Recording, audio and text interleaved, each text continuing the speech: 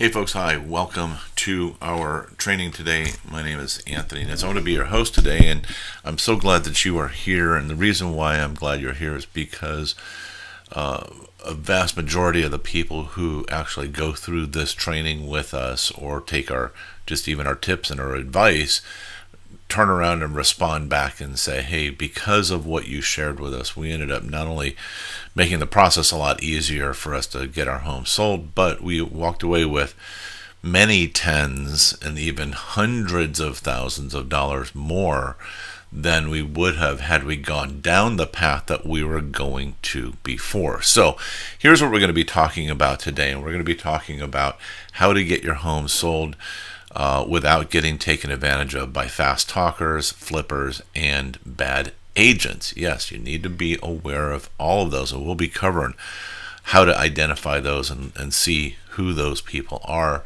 so you don't get taken advantage of. And you get to keep all of the money in your pocket. But we also know there's a lot of other things involved, like the emotions and the family dynamics and things like that happen within these types of transactions. So who is this for? Again, anybody who's got a house.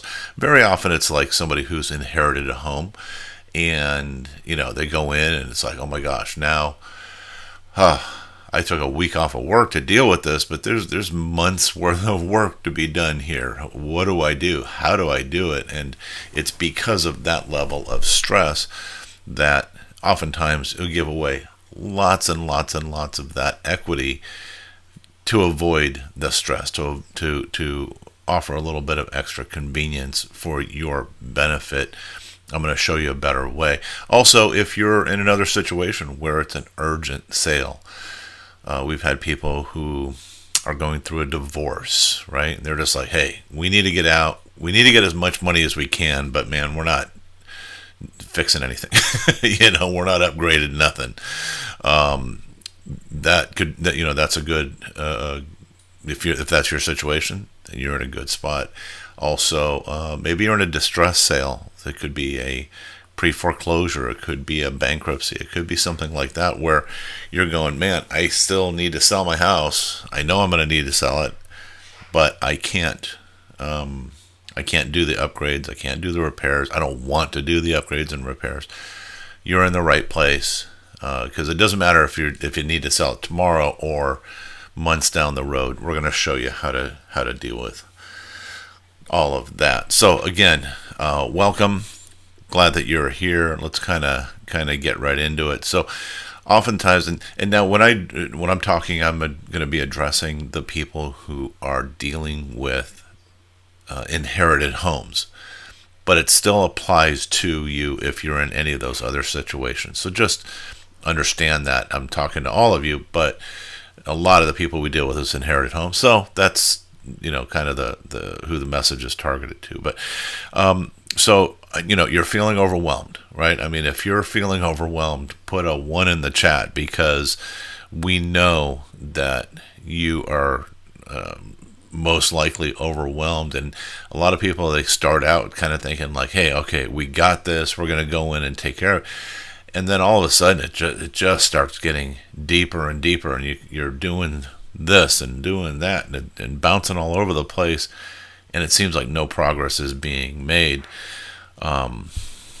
We'll kind of help guide you on that and get you pointed in the right direction. So if you're feeling overwhelmed, like I said, that's completely normal.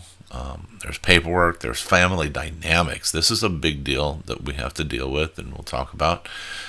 And now, the house needs to be sold, or decisions, or maybe you want to move into the house too.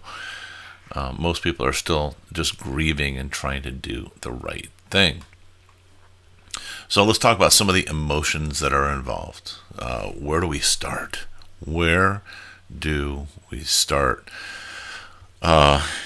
If you're like when my wife inherited her mother's house, she ended up with 60 years worth of stuff that was saved, documents, records. She had electric bills from 19 1973, and it was like, what in the heck? And so you got to like be going through all that and sort through all that stuff to figure out what's going on. So you go, where do you start? And then when it comes to getting the house ready to sell, you ask the question, well, what's worth fixing? What should we fix? What shouldn't we fix? And I have a very strict rules on that we follow. And then how do we keep peace in the family? This is probably one of the biggest issues that we deal with when we're dealing with our clients on this, is how to deal with keep the peace in the family. Because, and I'm going to say this, and it might come across the wrong way to some people, but it seems like when suddenly there's a dollar involved, people lose their minds. Even those people that you're like going, holy smokes, we're close family. We love each other and we get along great and everything. And all of a sudden, people just lose their minds because they want what's theirs.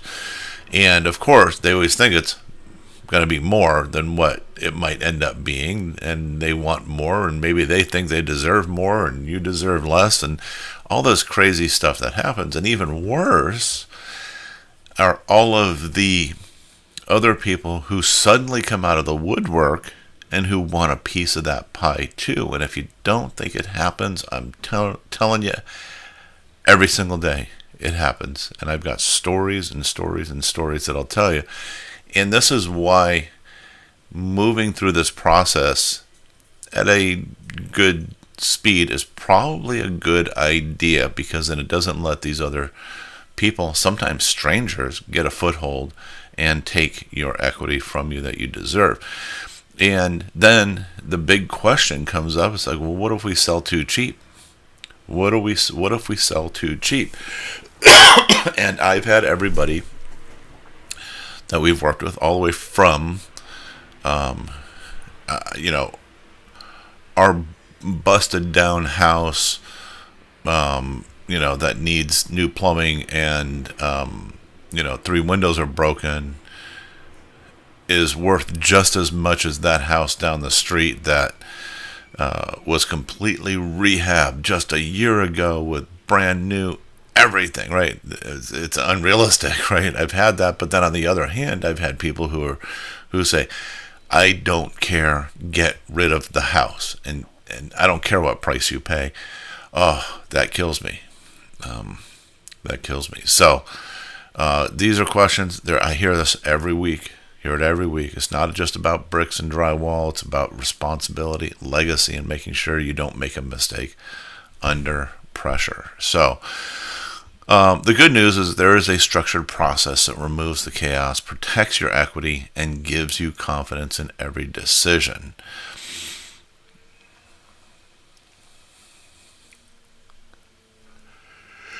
And you don't have to do it alone. Let me give you a little bit of background about myself, so you know, hey, maybe this guy is the right guy that we should be listening to, or at least he's going to give us good advice. My name is Anthony Nitz. I have been helping people in Orange County sell their homes that are in need of repair since 1997. Yes, the late 1900s, as my kids put it. And I'm also the author of a book called The Fixer-Upper Trap, where I show people, I say, hey, here, look, these are things that you can do to maximize the value, but kind of try to keep it simple too. The reason why I did this, I wrote this book, why I've been helping people, is because, if you'll indulge me for just a minute, when I got into real estate, I said, okay, I got to figure out a niche, whatever that niche is. I don't know, right? I had been working in the industry for 8 or 9 years before that.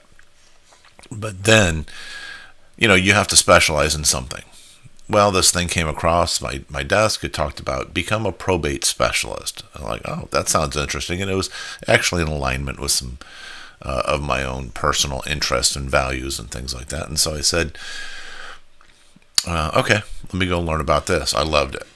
And right away, I realized that was the area that I was going to be focusing on. As a matter of fact, my domain name for one of my websites is theprobateagent.com. I've been doing probates in Orange County for a long, long, long time. Anyways, As I was doing this, what would happen is somebody would come along and say, I need to sell my house. Will you come take a look at it? And it's run down. Or I need to sell mom's house and it's run down and it's cluttered, and it's has all the 50 years worth of stuff and things that need to be sorted through and go to the dump and go to donations and figure out what's valuable and what's not. And like most agents in the beginning, there was kind of, I say in the beginning of my career anyways, there was kind of just two options. It was, as an agent, I would show up and go, hey, okay, get everything out, paint the whole house, put a new roof on, new kitchen, new bathrooms, all new flooring, everything. We're going to do, you got to do all that stuff, and then we'll sell it, and then we'll get the best price. Well, a lot of people, they said, hey, we can't do that. We can't afford to do it, number one. Number two, we don't have the time to do it. Number three, it's just overwhelming to have that responsibility of I've got to now manage crews and all this stuff. And a lot of the families who were dealing with these properties, they're from out of the area. They're just going, hey, how do I manage this, right?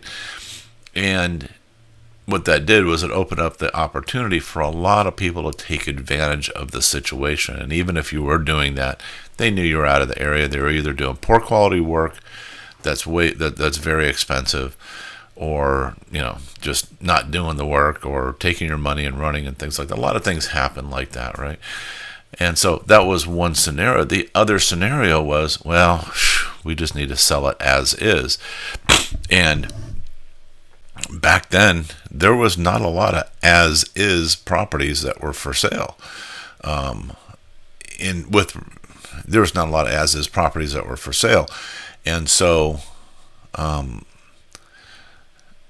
what people would just opt to do is they would see an ad in this thing we used to use called a newspaper that said, hey, we'll buy your house for cash, right? And it wasn't a big thing. It wasn't something that everybody was doing, that there were a lot of people. There was a handful of people in any given area. It's like, we'll do this, because they understood this concept. And they would walk in and they would tell grandma, because this also applies if mom and dad are moving to assisted living or something like that, right? But they would tell grandma, or they would tell the family members, and they would go, hey, we want to buy your house with cash. But here's what they do. They show up, and first of all, they're always very friendly, very friendly. I'm going to tell you a few stories a little bit later. But they walk in, they smile, they ask you questions about yourself, right? Because nobody likes to hear things more than they like to hear about themselves. And then they, as they're walking around, they're going, oh, God, look at that crack in the wall. Oh, boy. Ooh, all this flooring. Oh, my gosh. Formica countertops. Ooh, wow, cracked tile, right? And they're listing off all of the things. And in your mind, you're going, oh, cha-ching, cha-ching, cha-ching, all of this stuff that you don't want to have to deal with. So then they go, look, thank God I'm here, because I'm going to take this problem off your hands. And you think, wow, what a great guy. And they say, look here, I'm going to offer you this price. But here's the thing. You don't have to pay any fees, no closing costs, no commissions, anything like that. But I'm just going to give you this price. You take it, you walk away, you're done. Now that sounds enticing.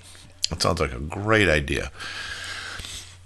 The problem is, you just gave away a huge percentage of the equity in your property. Now, let me ask you about mom and dad's thoughts on this subject.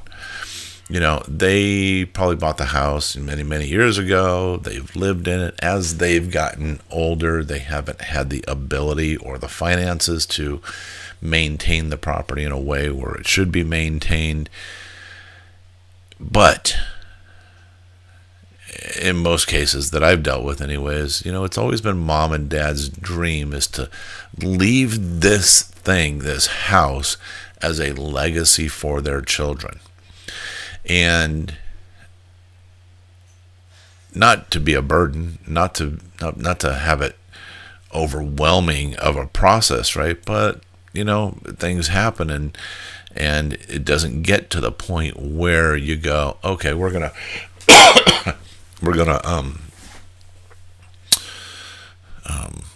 set this up so the house is in perfect condition when we die, right? There's no mess, there's no stuff left out. No, it just doesn't happen like that. So you come in and you go, I've got to just get rid of this property. But do you think that that's what mom and dad wanted?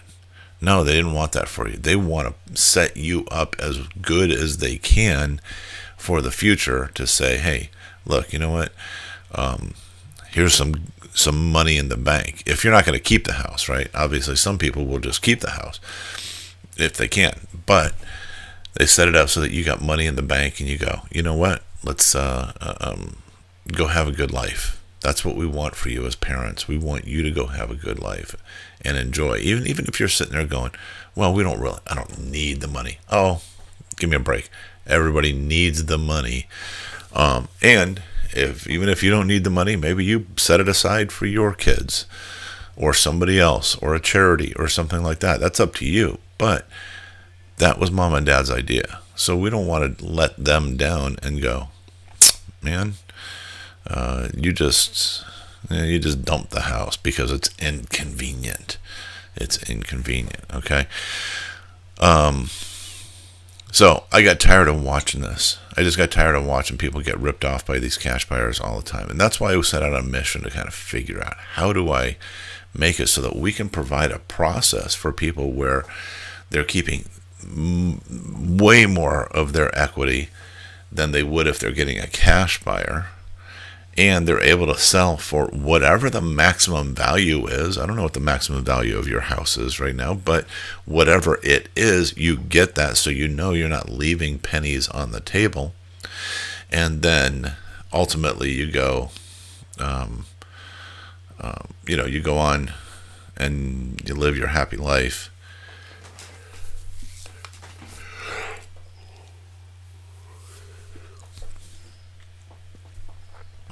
But also you're not having to go through all the stress of fixing up the house and doing all this hard work to get it to a place where it might increase the value by the amount of money you put into it.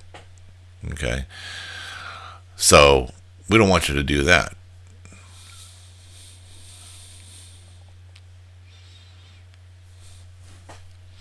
So here's what we're gonna talk about as we continue forward. We're going to talk about the three biggest traps that steal the seller equity, steal your equity from your parents' house.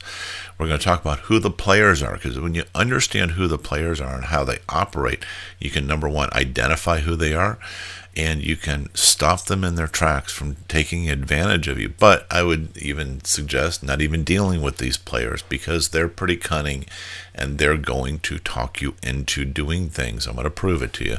And then a proven method that creates competition and accomplishes everything that we talk about, where we get the highest price of your house. You got to understand, even though the house is a fixer-upper, it is a valuable commodity. It is valuable. People want that house. We're going to talk about that. So let's talk about the players. Who are the players in this space?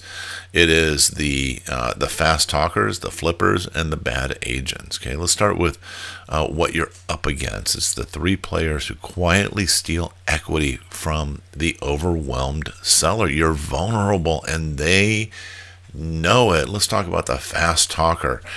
Well, they show up. They're again, all of them are friendly. So don't misunderstand that. Everybody knows you will never sell them, let them steal your equity by anybody who's mean to you. So, the fast talker.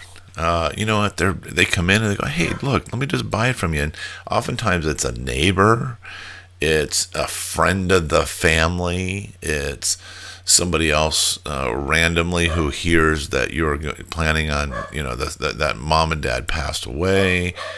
It could be the cousin.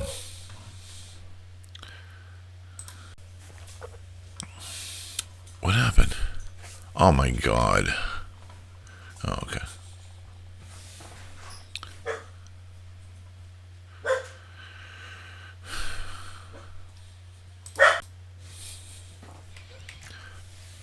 So they come in all shapes and forms, right? I mean, even the people you least likely suspect are going to be the fast talkers, and they're just going to try and talk you into signing that property. And usually they're going to pressure you to do it pretty quickly. And the reason is because they know that if you get to talk to anybody else, then somebody else is probably going to come in with a better offer than theirs. But because they're a friend, or they're familiar, or they just say that they're a friend, when you live 3 states away and all of a sudden you're sitting there going, holy smokes, I don't know who this person is, but they say they were a friend of mom's, and boy, they seem nice. You know what? Let's let them buy the house. And I hear this story way too often, where somebody comes along, makes an offer on the house like that, a friend, a family, neighbor, whatever, way undercuts, again, playing on that friend status, on that familiar status. That's not I'm sure your mom and dad, if they learn that you gave away $100,000, $200,000, $300,000 in equity to a friend, they would probably be furious. And I wouldn't blame them. I'd be furious if my kids did that. Let's talk about the flipper. Now, this is the professional, right? This is their job. They go out and they're hunting for your house. They are looking for that property. She smiles. She's friendly again. She tells you she's doing you a favor and take it off of your hands. And then what they do is they resell your equity to somebody else for a huge profit. Now, this is, when we talk about this type of flipper, we're actually referring to a wholesaler. And it is the funniest thing to me, because these wholesalers, they never actually buy the house from you. What they do is they put you under contract, or technically their terminology is they lock up the property under a contract while they go out and try and find some other cash buyer to buy the property. And then they will make the difference between what they agreed to pay you and what they agreed to sell it to this cash buyer. And I've seen many times where it is over $100,000. So think about it. If I, as a real estate agent, came to you and said, "Hey, I'm going to list your property, I'm going to market it, I'm going to sell it, but hey, just pay me $100,000, pay me $150,000 to sell your $1.2 million house," would that be okay? No, you'd lose your mind over that. What are you talking about? And we're not talking about they're selling it to the other cash buyer in a fixed up state. No, they're selling it literally the way they put it under contract with you. They are selling it in that exact condition to another cash buyer, and they make a lot of money doing this. And these guys, I call them what they are. They're vultures, because they literally sit there, and while they're staring at you, they're sitting there pecking your eyeballs out, because they're reaching in your pocket, pulling that equity right out of your pocket as they're doing this, and they're never even the ones that buy it. Now, yes, there are the cash buyers who do buy the properties directly from you, but they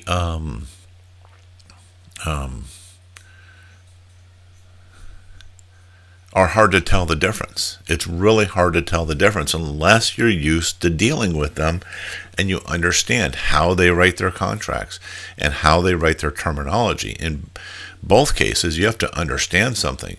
Well, with the fast talker and the flipper, in whether it's a wholesaler or a cash buyer, you have to understand they are not looking out for your best interest, period, even when they say they are. They are absolutely not. Okay? They are looking out for their profit, for their bottom line. They're looking to put their kids through college, not yours. They're looking to buy another investment property with your money, not theirs. Okay? It's really important to understand because, and I'm beating this to death because I know people fall victim to this all the time. It's like, oh my gosh, I'm going to tell you a story here real quick. I call it the $50,000 dishwasher to prove to you that this is how people make this money.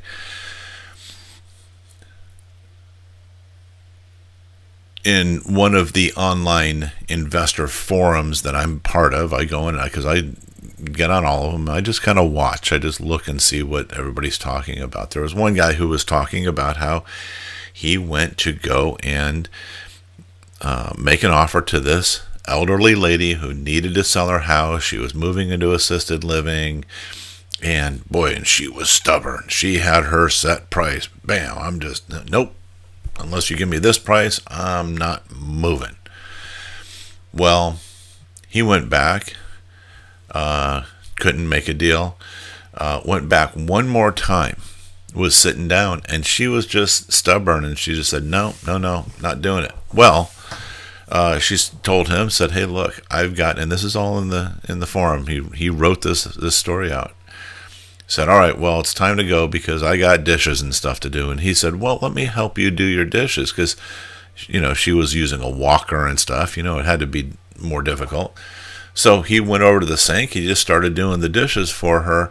And as she sat there, and they kept talking. Well, by the time he was done doing the dishes, this woman said to him, you know what?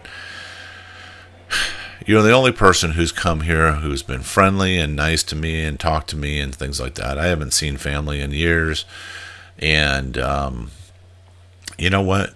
I'm going to give you your price. Now his price was $50,000 lower than what she was after. So for $50,000, she gave away of her equity because he did dishes. He did her dishes. He was friendly. Okay? People fall for this all the time. And they know it. The fast talkers and the flippers, they know it. So now the third player is what I call the bad agent. Look, there's a lot of good agents. There's a lot of great agents. But there's a lot of bad agents too. I'm just going to say what it is. So I've been doing this for 30 years, and very rarely do I see any kind of training for real estate agents that says, hey, when you list a fixer-upper, here's how you get the most money for it. No, doesn't exist. And as a result, most agents, they'll come to you and they'll say, hey, you know what, we'll list your house for sale, but it's excuse me, it's it needs work, so we should probably put the price down here. And boy, and if you want to start a bidding war, we'll put it down even lower, right? And in theory, that concept kind of makes sense. You think, oh, well, if we put it down here, people are going to bid it up. Wrong. What happens is when you put the price down too low, or you put it down low, but not too low, close to whatever it really probably should be, those buyers out there are looking at that going, okay, that's realistic. Yeah, that makes sense, that price, for the condition, for location, for whatever is going on with it, right? That makes sense. And so that's what they offer. And they come in and they go, okay, well, we're going to offer this price. Now, does that mean there could be a bidding war? A little bidding war? Sure. Okay, I watched a video the other day of a guy talking about, we got 16 offers on this house in this current market. What ended up happening was he ended up getting 16 offers and probably got about halfway to the point where he could have gotten had he used the strategy that we use to get our fixer-upper homes sold for way more than what most other people. But good for him. He got more than the absolute lowest price, but didn't get to the price where it probably could have gotten to. And this is why I say bad agents, because look, all agents are out there, and this is their job. They're trying to get listings, and if they can make a sale, they're going to make a commission. Here's the thing: is they're going to get paid regardless of what price the house sells for. Okay, and so, if you leave money on the table, they don't care. I mean, not that they don't care. Let me be careful here. I don't want to say, oh, they don't care. They care. But I will tell you that they care more about paying their bills than they care about whether or not you get an extra $20,000, $30,000, $40,000, $50,000 on your price. They will justify it, obviously, by saying, hey, it just is what it is. Now, on the far end of the spectrum, there are agents that I would say should not be in this business, and they are also very predatory. They pull lists every day of people who have passed away, of probates, and then they just start targeting, because they know you're vulnerable as well, and they're going to take advantage of that. So we don't want to have you deal with any of these people and give away all of this equity, right?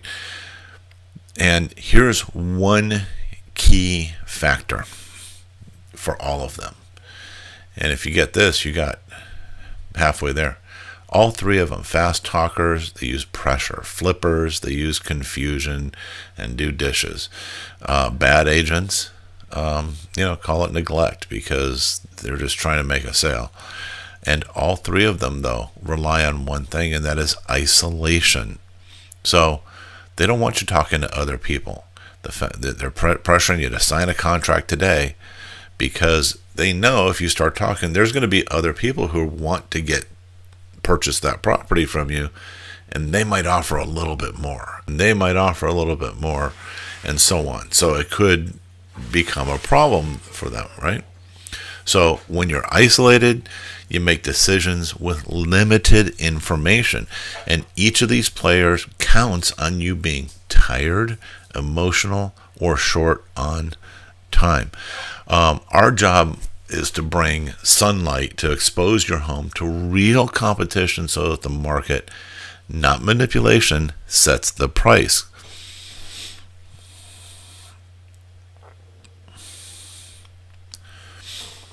So remember,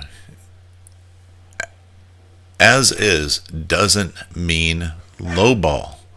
And it's kind of like we've been trained to think that that's what it's supposed to mean. No, that is not what it's supposed to mean.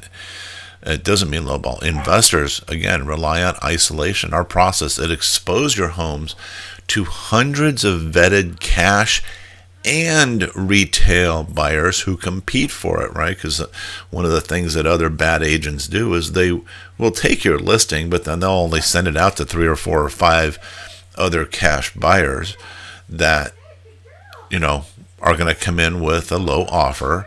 And they go, oh, well, that's what it is. When you could have gone straight to them. Well, we expose it to hundreds of vetted cash buyers. And then when you layer on the retail buyers who are also competing for it, it makes the vetted cash buyers compete as well. And it's a whole process that happens. So isolation is their weapon. Exposure is our weapon. When multiple qualified buyers, cash and retail, compete, even fixer-uppers sell for a lot more than a single investor has ever offered. And I'm going to give you some proof on that. So in North Tustin here, this is the one that kind of almost blew my mind the most. In North Tustin, There was the owner passed away, and there was the trustee. The trustee was a family friend, and the trustee was offered $550,000. That was the best he was going to get. That was the best he believed he was going to get. Why? Because this person came in and said, oh, this, that, the other thing, fixed. This is money we got to spend here and this and that and everything. So the best we can do is $550,000. Now, this guy was about a minute away from signing in at $550 when another one of our family members who knows me says, hey, you should just talk to Anthony. Just talk to Anthony real quick. See if that's the best option, right? Now, keep in mind, this trustee was not an heir. Now, he didn't want to give things away, but he wasn't an heir, so it kind of really didn't affect him if he got more money or not, other than the fact that he had a fiduciary responsibility to the family. That's a whole other thing. But he was ready to accept this $550 offer. When we showed up, he was convinced. He said, Anthony, it's not going to sell for more than that because of the condition and everything like that. I don't believe you'll be able to get me $1 more. And just because of the family friend, he said, look, I'll give you a week. I'll give you 1 week. If you can bring me a better offer in a week, then obviously we'll look at that. And I said, okay, great. So in 1 week, 6 days actually, we ended up bringing him another cash offer for $867,000. That's over $300,000 more than he would have accepted for $550,000. That's $250,000 that was going to the beneficiaries. Do you think they would have been okay with that? Would they have been sad had he taken the $550,000 later to find out that it could have sold for a whole lot more? Yes, of course they would have. That's not even the interesting part. Good for me. I got him a way better offer. Here's the interesting part, and this is proof that people fall victim to this all the time. Number one, the trustee, he lived within a half a mile of this property, and he just so happened to live in a house that was almost exactly identical to his friend's house. So he knew what the values were. He knew, if somebody offered him $550,000 for his house, do you think he would have taken it? No. Why would I take that? He knew what the values were. Okay. Also, he was a professor at a major local university. Guess what he's a professor in? Finance.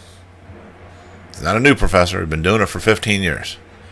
He's a professor of finance for 15 years, and he lives in almost the same house in the same area. Yet they were still able to convince him that the best they were going to get was $550,000.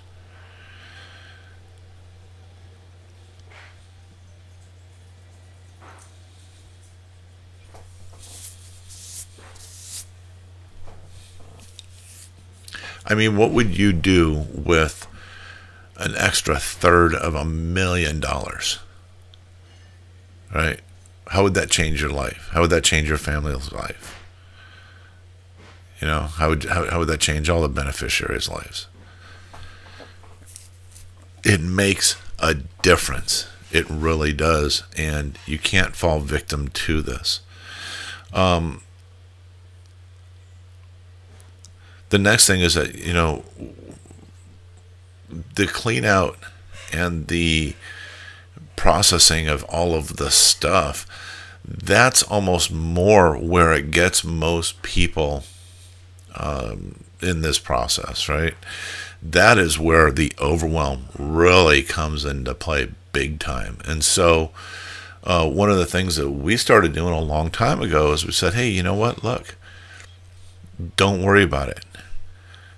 Take everything that you want, right? Take all the stuff, all the valuables, give the family members what they want, let them come in and decide what they want, leave the rest, and we'll handle all the rest, and we'll do the clean out. We'll clean everything out. We'll get everything donated and delivered to wherever it needs to go to, right? So that you don't have to deal with that stress. Now, if you've got a household and it's full of amazing stuff, can we arrange the estate sales? Yes, we can. We've got great people who do estate sales that are going to, get a lot of that stuff sold, and put some money back in your pocket. Look, the truth of the matter is, in estate sales, most people don't make a lot of money. They just don't. And so, but it can be enough to cover some of those expenses that you might have to deal with, to cover that next mortgage payment, to cover the taxes or whatever that's done. Even minor repairs. I'll give you an example. One that we did recently. The whole sliding window was busted out. They weren't going to fix it. They didn't have the money to fix it. And so the difference that made in the sale price ultimately was probably an additional $50,000, because we had sold it with a busted out sliding glass window, more people have a hard time getting over that, and the price would have been significantly lower. And that was probably one of the major issues of the house, was just this sliding glass window had been busted out for years, right? But they didn't care. The guy living there, he didn't care. And so we had that repaired. We arranged to have that repaired. And when we did our process, just because of that, it ended up getting a lot more money for the house.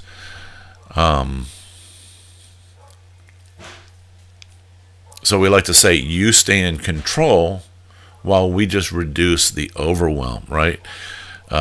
Look, some families, they want full hands-off help, and others just need guidance, right? And we can coordinate everything: cleanouts, estate sales, scheduling, light repairs, photography, or just simply coach your team. If you got, your family all comes together and you're like, hey, we got this. Yeah, we'll guide you through that as well.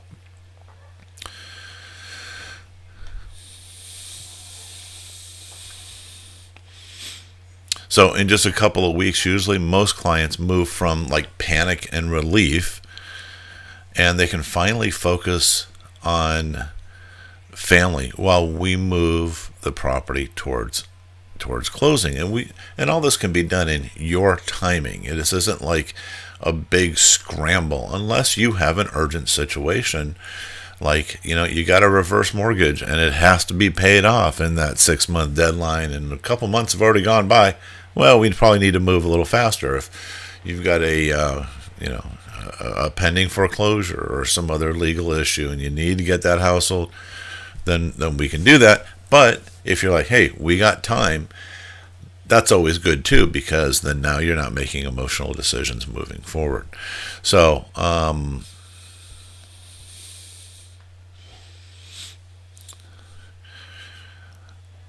now, how do we do this? How do we get people to pay more for your house than how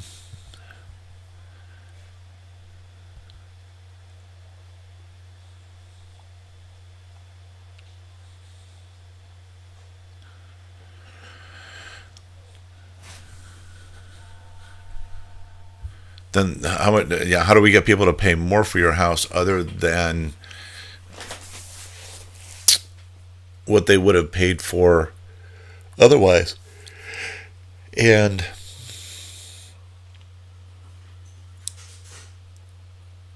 it's a process that took me a long time to develop, and we call it our amazing open house process. Now, that's not to be confused with what other agents call a mega open house or something like that. This is our term for what we do specifically, which is different than those other open houses, which are more geared towards houses that don't need to be fixed up.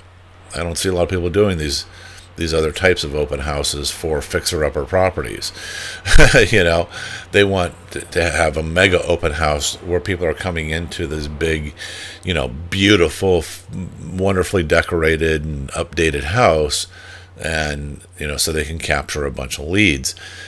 Our process is considerably different, and what we do is we, instead of having endless showings, and this is one of the things that our sellers like the most, instead of having endless showings, because, if somebody's living in the house, they might be embarrassed. They might feel shame. They might feel just, like, I don't want people coming through the house. I don't want people coming seeing this mess. I don't want people seeing the condition and then associating it with them. And as a result, that's oftentimes why they take a cash offer, because they don't want to deal with that. They don't want to put a sign in the yard, have random showings all the time. They end up just selling it to a cash buyer. So in our process, instead of having the endless showings, we condense everything into one powerful weekend event. The buyers see the interest, the competition builds, and offers come in strong. Now, there are some very specific techniques that we use to make this happen.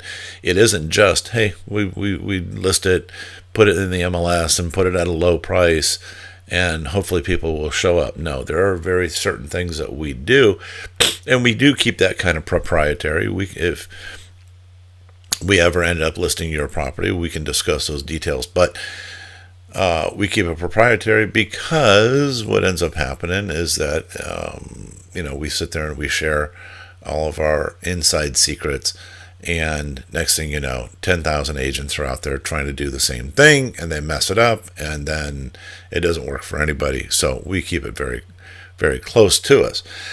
But to paint the picture for you of what it actually looks like, is we'll typically do open house for 2 days, Saturday and Sunday, 4 hours each day.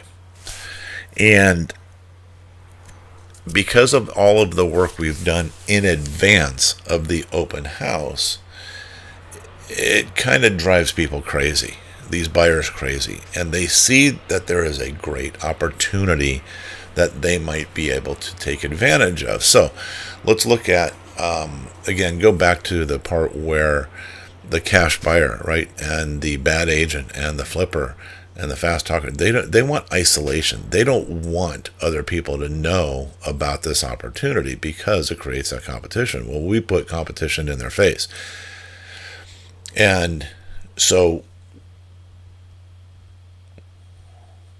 through all of our promotions and certain other things that we do that other people don't even think of when it comes time to try to promote a property like this, what happens is every retail buyer shows up, every cash buyer shows up, and when you show up and there's already 6 or 8 other families inside the house, and there's more coming down the street, and then you just saw a couple of them who just left and whatnot, what it does is it creates excitement, it creates frenzy, it creates anticipation, it creates scarcity, because there's only one of these houses, right? And because it's probably going to be a better deal than that other house down the street that's been completely remodeled, then you know what? This is an opportunity that a lot of people can take advantage of. And let's look at the buyer market right now.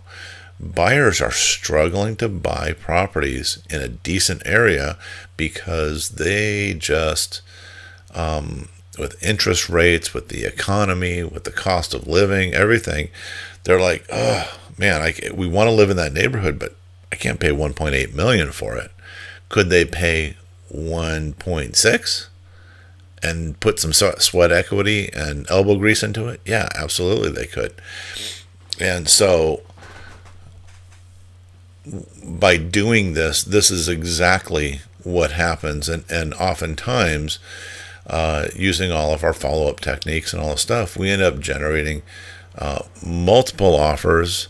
Our best case scenario, I think, was that we had in just one day, we did a one-day open house, we had 64 offers.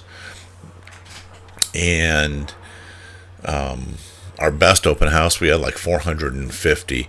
It's probably more like 100 people currently. But 100 to 150 people might come through a typical open house, sometimes as low as 60. We never know. We just never know. But it always works. Every single time, it always works.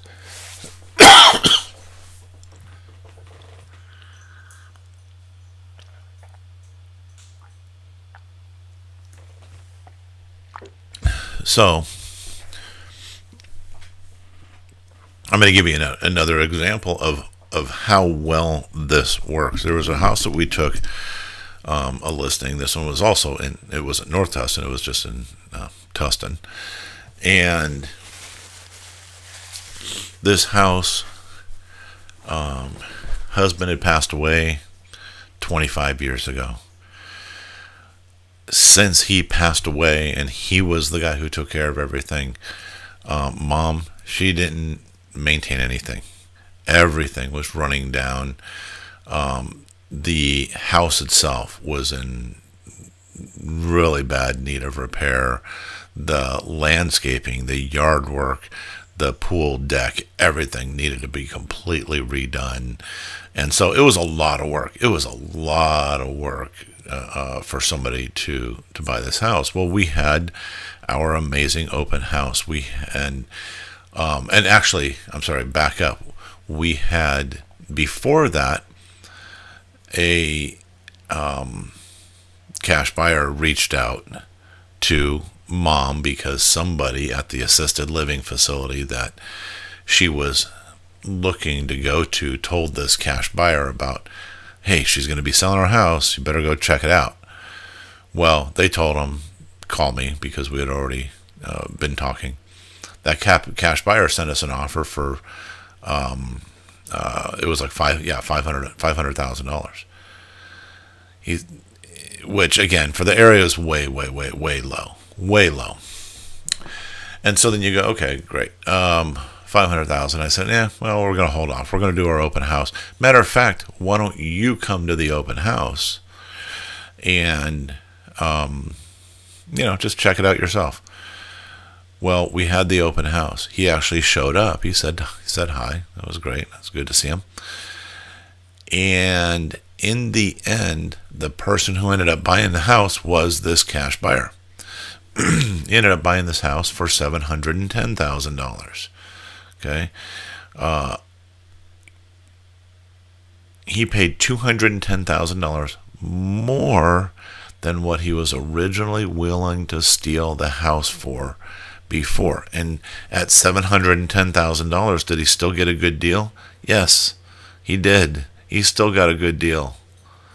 So, they will come in and they will try to steal as much of your equity as they can. Our amazing open house kind of puts a stop to that. And so, but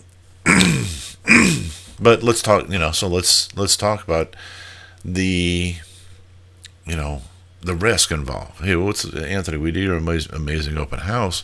What if we really don't get any offers that are worthy of accepting? Right. Well, I have a couple answers to that. First of all, there's no obligation to accept any offer. This is the great thing about this, is that when we do this process and we get multiple offers, or we're going through this process, you do not have to accept any offers, not one at all. Right. And number two, is that you have to think about this. If we get, let's say, 100 people, let's say we only get 75 people to the open house. And out of 75 people at the open house in our current market, the current state of things and prices and whatnot, we get 20 offers. And out of those 20 offers, in the end, the ultimate high price is this, whatever this is. Would it be reasonable to expect that at that particular point in time, that is the maximum price that the buyer pool is willing to pay for your house? And I'm going to tell you the answer is yes.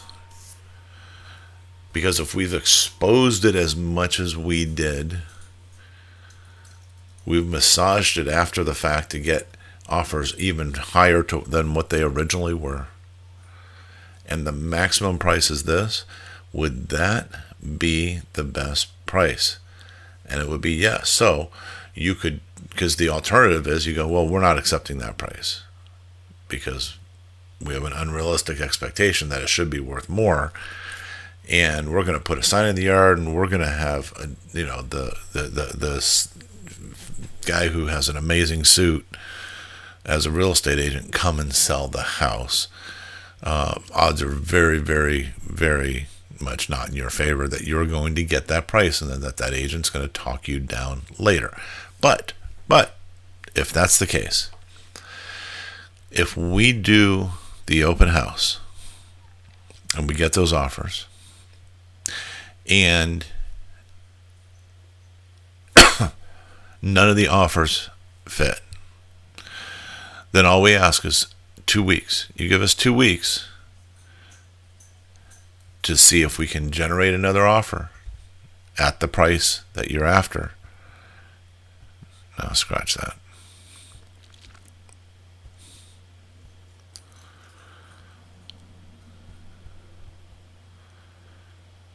So go back to after no offer, no obligation to accept any offer. So after that segment. So now the buyer pool has decided what the value of your property is. So now you get to make an educated decision.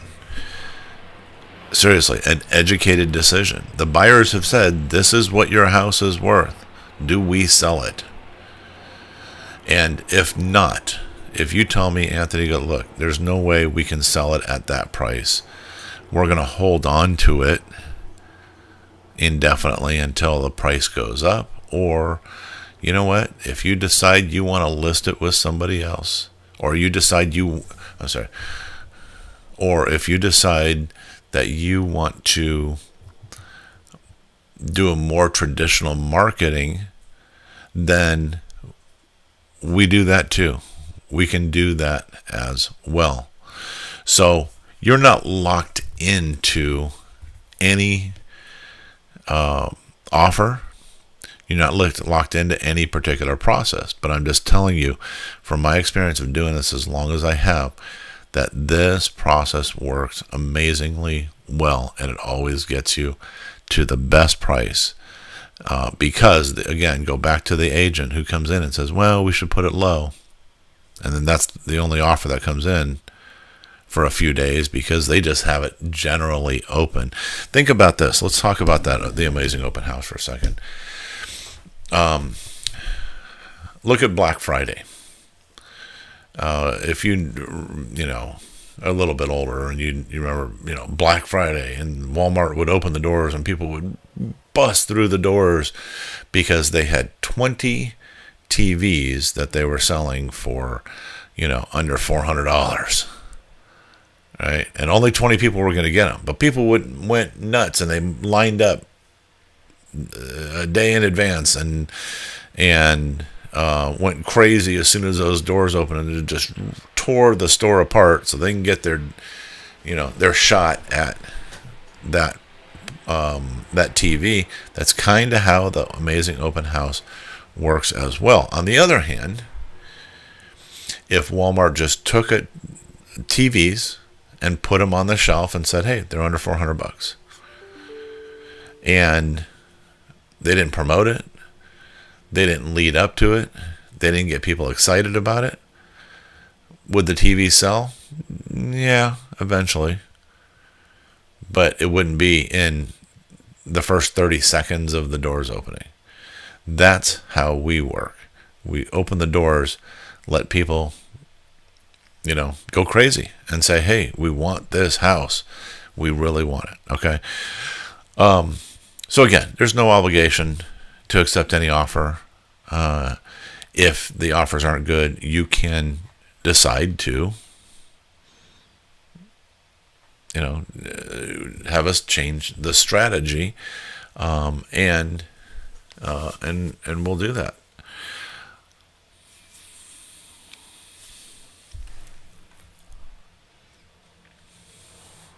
So what does this cost, Anthony? What do you charge to do this? Well, that's always an important question. So on the listing side, we charge 3%. It's that simple. And if we end up representing the buyers, then we only charge 1.5% buyer's fee, only if we represent them. So that's for a total of 4.5%. Very, very reasonable for a lot of sellers. It just makes sense. So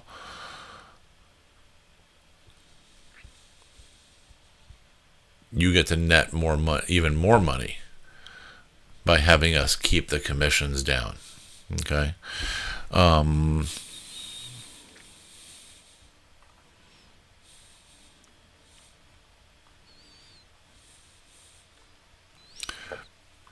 So here's a success story. We did $42K above cash offer in 7 days. Handled the full clean out for the out-of-state family. Took care of everything. And it sold as is for a record price, no less. These are not flukes. They are patterns. Every time we combine competition with empathy, results follow. And look, I wrote this book, The Fixer-Upper Trap, so that families would never again feel pressured into taking the first offer just to make the problem go away. My goal here is to help you handle this chapter with dignity and wisdom, not out of control emotions. Dignity and wisdom, and honoring your parents for the hard work that they did, and that you should not be giving away your equity. So every home and every family situation is different, every single one. We need to make sure that every plan is catered specifically to you, and that's why I set aside specific times each week to personally review your property and outline your best steps. So even if you're months away from selling, or if you need to sell tomorrow, we're going to help you plan so that you're ready when the time comes. And that early clarity often saves families, saves money, but also makes a whole lot more money. So we're going to discuss your situation and timeline. Look, now we get it. Not everybody's ready to move tomorrow. Not everybody's ready to dump the house or to get the house sold tomorrow. We work with plenty of people that, they need 3, 4, 5, 6 months before they're even anywhere close to doing it. But we're there through the whole process. So when that time comes, they go, okay, let's go. We're going to review the home's condition. We're going to give you feedback on if you should repair everything. Almost always the answer is no. Why? Because if somebody says, hey, I'm gonna paint inside the house, but you got an old busted down kitchen, worn out bathrooms, it's obvious, and then there's still flooring. It's kind of like trying to put a mask on, or what do they say? Put lipstick on a pig, right? Not to be, insensitive, but that's kind of what that is. Put lipstick on the pig, and so you go, all right, okay, great. Let's put an IKEA kitchen in this, 3,200 square foot house. Yeah, kind of doesn't work, right? You see what I mean? So a lot of times the answer is no, because also you could spend $100,000 and not get $100,000 in return. So we will review that. We'll give you our feedback. I'll give you all the information that you need to do that, and just kind of come up with a custom plan and answer your questions too. I've been doing this for 30 years. I am not the pressure guy. I'm not the guy who's going to sit there and, beat on you, sign the contract. I'm not like the other folks where it's like, I need isolation. You better do it now or else, right?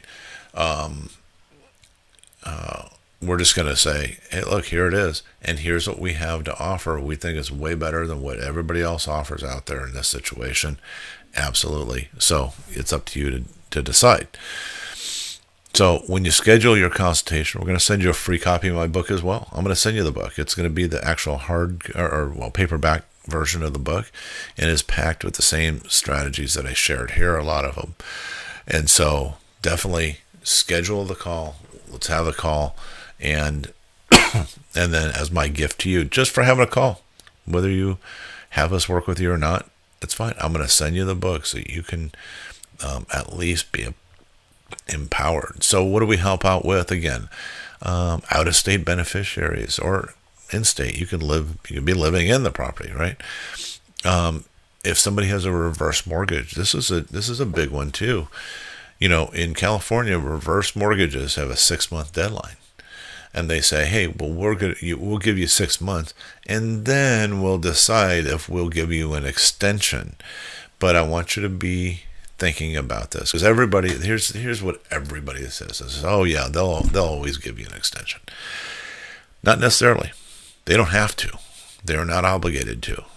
And do they want their money? Yes, they do. And when they're seeing the MLS where price reductions are most prominent all over the place, then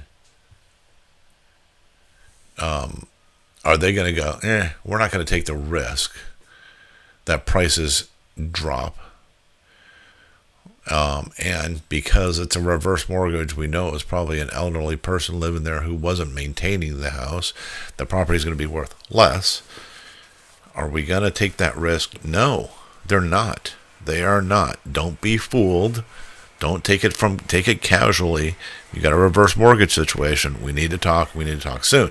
If the stuff is full of belongings, if it's foreclosure, bankruptcy deadlines, divorce, whatever urgent situation you have, then we'll talk. But the sooner we talk, the better, because now you get to have a plan of action laid out that you can follow without feeling stressed. So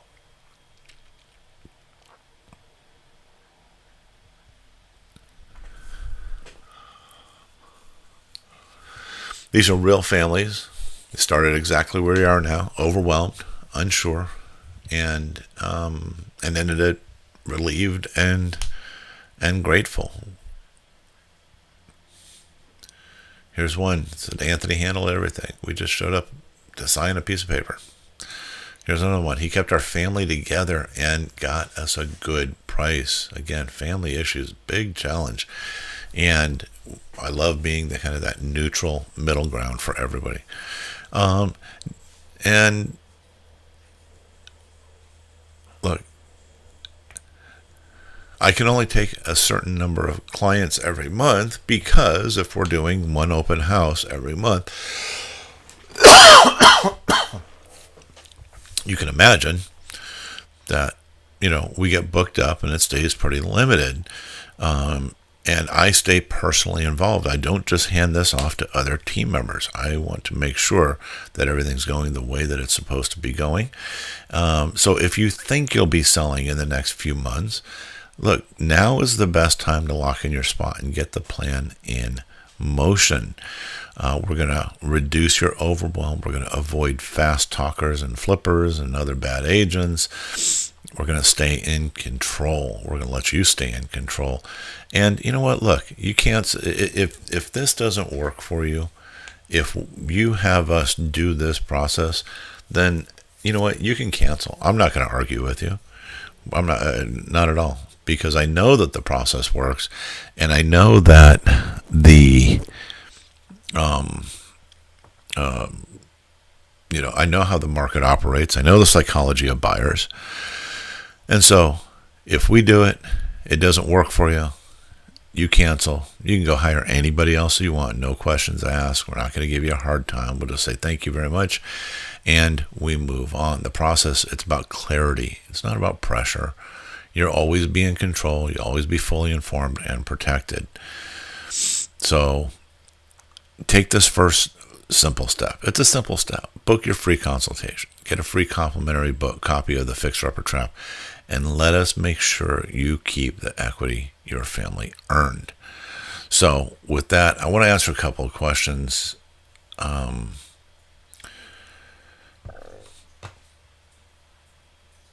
we get a lot, and I'm just going to address. Do we need to clear out the house first? Can you work with my attorney? What if siblings aren't ready? Okay. And I'll answer them question. No, you don't need to clear out the house first. We help coordinate all of that, right? Like I said, go in, get what you want, and leave the rest. And this may not be important to some people, but think about it like this. There's stuff in there that can be sellable. There are people that we know that, you know what, they'll come and they'll take the stuff and they'll go to the swap meet and they'll make $500 selling stuff, and that's how they feed their families.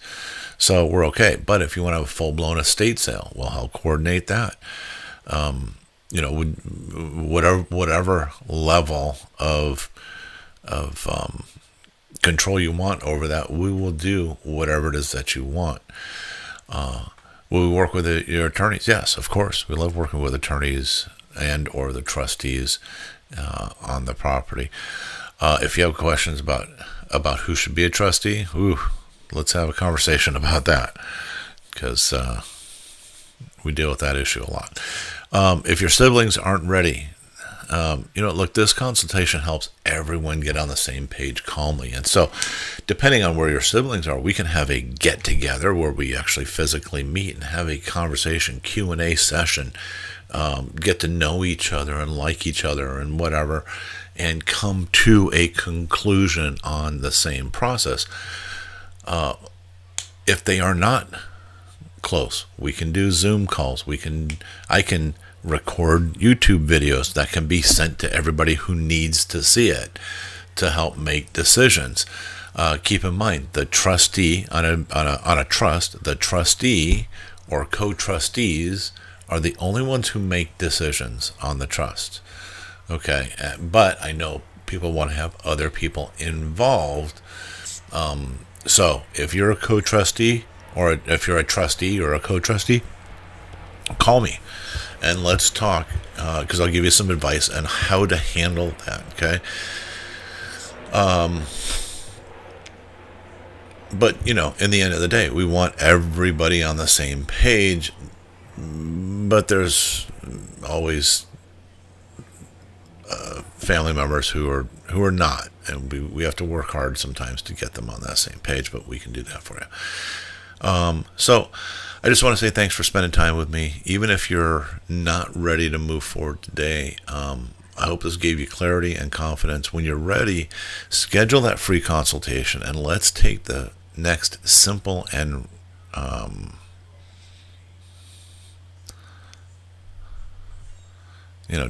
take this next the next simple step. And now I'm going to look in the chat to see if there's any specific questions that I can try to answer right now.